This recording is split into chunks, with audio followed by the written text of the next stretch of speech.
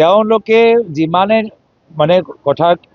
কৈ থাকক কিন্তু তেওঁলোকেও জানে যে এটা প্ৰক্ৰিয়া আছে আৰু প্ৰক্ৰিয়া ইতিমধ্যে আৰম্ভ হৈছে সেই হিচাপেতো আমাৰো 126টা সমষ্টিত আমাৰ প্ৰাৰ্থীবোৰ আছে এজন নহয় দুইজন তিনিজন চাৰিজন প্ৰাৰ্থী আছে আৰু 20 তাৰিখলৈকেতো আমি প্ৰাৰ্থীসকলৰ পৰা আমি আবেদনবোৰ লৈ আছোঁ আৰু সকলোৱে জানে যে ৰাইজে আমাক চাই আছে ৰাইজে আমাক অধ্যয়ন কৰিব ৰাইজে পিছত ক'ব যে আমাৰ কথাবোৰ আমাৰ কামবোৰ সঠিক হৈছে নে নাই হোৱা ৰাইজে বিচাৰে আমাৰ মিত্ৰতা আৰু পিছত ৰাইজে আমাৰ ওপৰত চকু দিব যে আমি মিত্ৰতা সম্পৰ্কত এখোজ আগুৱাইছোঁ নে দুই খোজ পিছুৱাইছোঁ আৰু পিছত গৈ ৰাইজে যি মানে তেওঁলোকৰ ৰাইজৰ যি মতামত আহিব সেইটো আমি সকলোকে স্বীকাৰ কৰিব লাগিব সেইকাৰণে মই আজিৰ তাৰিখত 100% মই বিশ্বাস কৰোঁ যে আমাৰ মিত্ৰতা হ'বগৈ